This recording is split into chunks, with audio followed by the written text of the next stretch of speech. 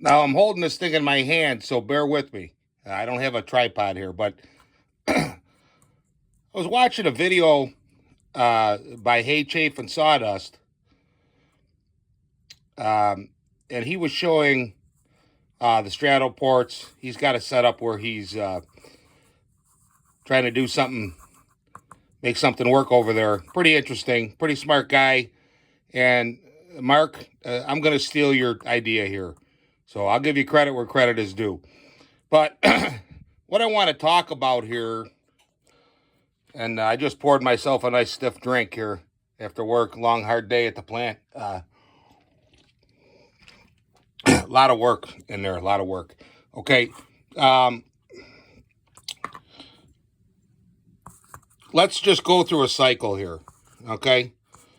The piston is at top dead center. Boom, the spark plug fires. Now she comes down.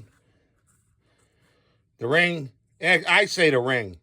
That's how I do it. As soon as that ring gets past that exhaust port, right here, you're starting to bleed pressure, okay? She continues her downward journey. And now we're blocking off the intake port, okay? And then you're opening up your transfers. I didn't make this long enough, so just bear with me. It's a little off scale, but you get the idea. Then she comes up, and your mix from the downward force of the piston forces your charge into the cylinder, and then we repeat the cycle, okay? So I see a lot of things going on here on YouTube about the compression and the machine work, and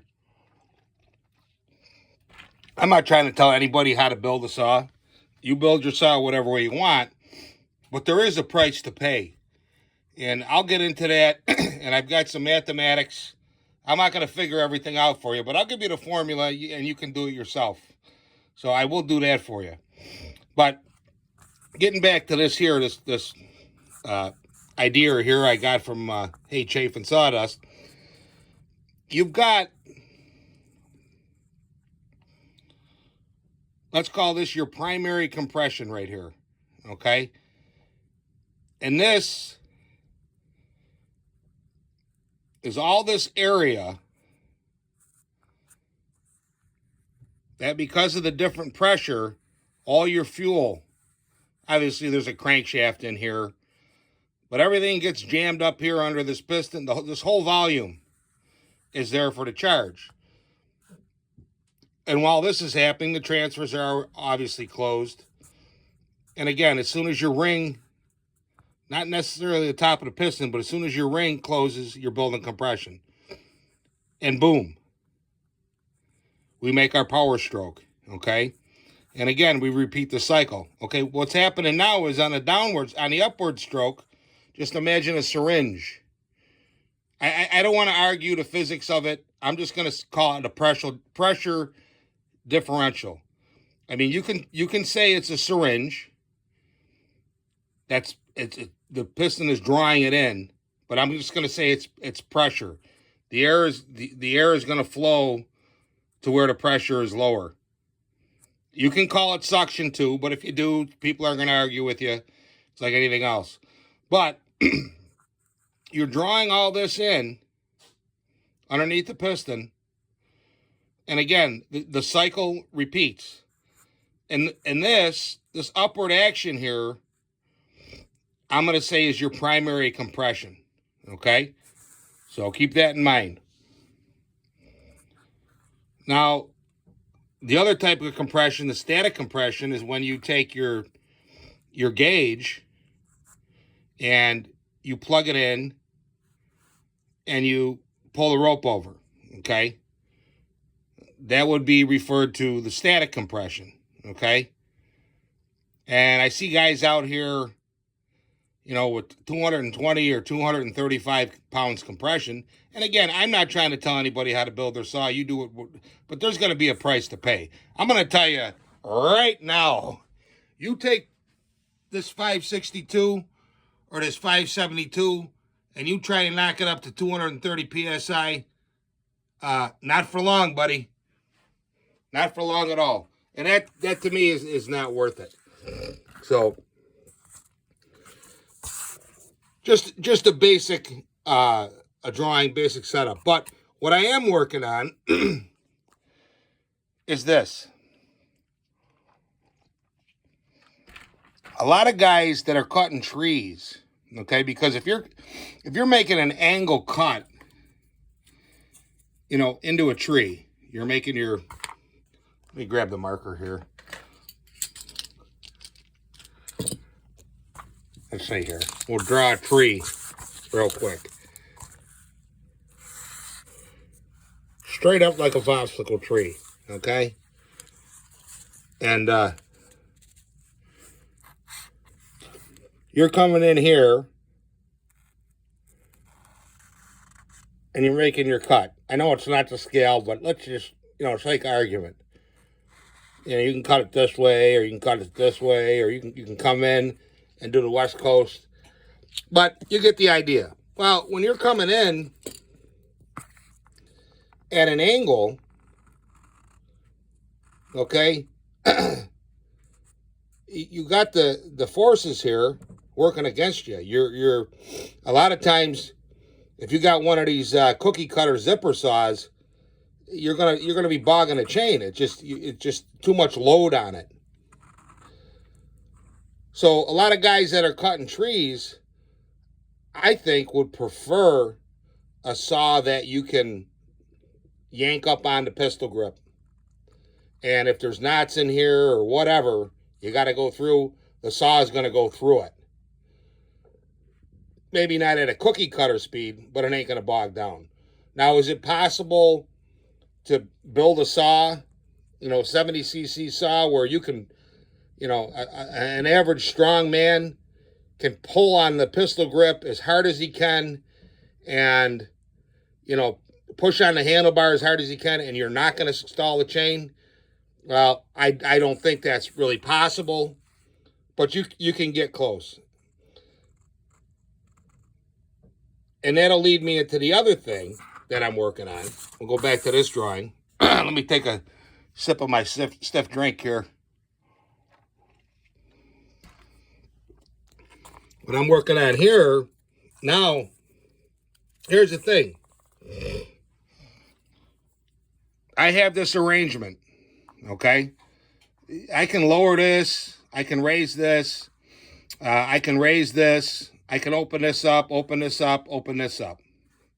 I can change the squish and the compression by how far this piston goes up to the top. Either using a different piston or machining off the base, which will drop the whole thing, which will because the stroke is the same length, effectively bring the piston closer to the top. But no matter what you do, in my opinion, you're robbing Peter, all things being equal, you're robbing Peter to pay Paul. Now, what I'm working on, and I do have a working version of it, but it's not what I want. But the idea. Now, we've seen this with dirt bikes. We've seen this with quads, snowmobiles. And I'm going to call it a VET, a variable exhaust timing. Now, just imagine in your mind's eye that you have this thing set up to pull good in the top end. And she still pulls pretty good on the lower end. So you could drop the cylinder and the squish and get some torque, but then I'm losing this. So there's always a trade-off. Like I said, you're robbing Peter to pay Paul. But if you have a variable controlled exhaust in real time, and now you're starting to dog into the saw and the RPMs fall, all of a sudden now this exhaust roof comes down a little bit. And now this piston has, you know, that much more stroke. And it's going to give you that much more torque. Okay? And then conversely, she starts picking up,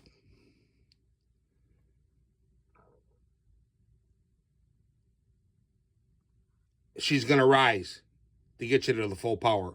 So you're just going to have basically, and obviously I'm exaggerating. I mean, it's only going to be, so many thousands, maybe 30, 40,000 seems to be pretty good, which is, just a little bit. But that little bit makes a difference because when it's down here, it's got a longer power stroke. When it's up here, it can rev. But that's assuming you have your primary compression and you have your static compression.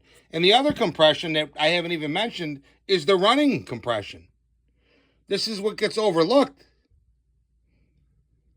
What is what's going on when this thing's whipping around at 10,000 RPM and going up and down 166.6 bar on the top times per second?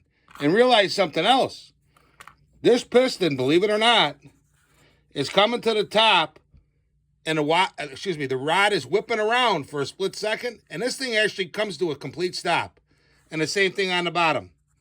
On the bottom, there's more degrees of rotation. But think about it. 166 times per second, that's not a lot of time, really, once you get to the RPM to move the air. And that's why, I believe that a little bit of work to your squish band and a little bit more compression will give you a little boost, maybe some fuel economy, and the longevity of the saw is not going to be jeopardized. But, you start building these things, even when an old school saw, like say the old 64 I have up here. Now this can take a lot more beating. You can do a lot more to it because you got the steel bearings. And it's overbuilt. It's built a lot better. And like I says, in my opinion, the heyday of saws was probably in the 80s and 90s. Even though you don't have all this technology as far as the auto-tune and the Stratos and this and that and all that other happy horse shit, if you wanted power and you wanted them to last, these are the best saws. 066 with a pipe, 064, the 044, 24-inch bar, you'll be fine. You start putting a load on this thing, because this thing's got pretty high compression from the factory. I think this one blows about 180. Okay, but you start putting a long bar and putting a load on it. They said, well, they had weak bottom ends. Well, yeah, but I think if you run with a 24-inch bar, you'll be fine. It'll run for you all day. And I'll tell you what, a lot of these guys, and I got a couple of these 064s up here built. A lot of these guys poo-poo these saws, but I'll tell you what, you get these things set up with the right cylinder, piston, everything's flowing through. I think you're just as productive as you are with a bigger saw, if not more productive. I'm with Buck and Billy Ray and these 70 cc's for the size of wood. The only thing I differ with him is I'm more of a East Coast cutter, where he's standing up with 32-inch bars, and God bless him, that's what works for him. But over here, I'm with a 24-inch bar, and I'm dogging in, and I'm coming down. I'm holding the RPM to get the fastest cut. I got tougher wood to cut. I can't just on this frozen maple. You come out here with a 32-inch bar, even with a sharp chain, and you try. I mean, that thing's everything's going to be bouncing around because the wood's harder. Up in the Pacific Northwest, up in Canada, up by Vancouver Island, where Bucking is from, the wood. And I'm not saying they don't have hardwood, but the wood is a little softer. It's a little more forgiving. You can get away with a little more. And that's, nobody's picking on nobody. We're just saying it's just geological differences. That's all. Or excuse me, geographical differences. Okay? So, let's talk about the formulas here. because, you know, we're back to the high compression engines, and, you know, it keeps rearing its head here. So what I'm going to do is we're going to talk about high compression drawbacks real quick. Well, nobody's going to argue that the ring life is going to be compromised. I don't think anybody at this point is going to say that the bearing life won't be compromised. It's going to make the saw harder to pull. So if you have an older person or somebody that's up in a tree, you know, I mean, a guy with a saw, let's say he's got a 461 up there, or 440 or 044 or 372, and he's cutting a bigger piece. He doesn't want all that compress. I mean, you're up there hanging on 100 feet in a tree.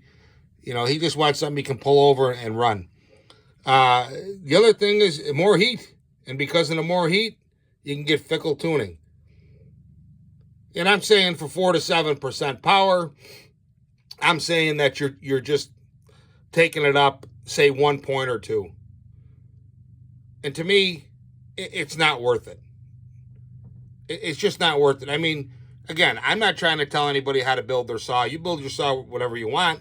But what I'm doing is building a strong work saw, fuel economy that lasts, and trying to get everything optimized. So I got to switch the perspective here, but we're going to call this your bearing life, okay? And here's the formula. You know, I'm not going to go and work examples. I'm giving you everything you need to do it yourself. Whatever numbers you got, you plug them in and run them. But your bearing life is this formula right here, where, and you can read it, okay?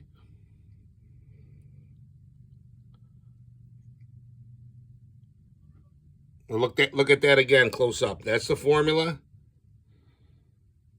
and that's what you're going to plug in.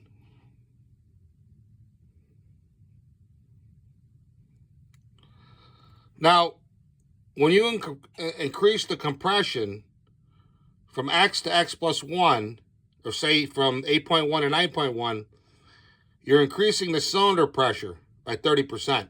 So what happens is, not only are you putting more pressure on your bearings, but you're also changing where in the cycle that fuel ignites. So, and here's the examples. So you take a saw that's stock 150 psi, and just for sake of argument, I'm going to divide that by 14.7.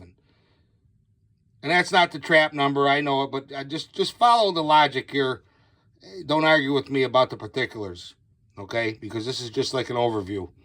Now, you take that up to 165 psi, it's going to run better. But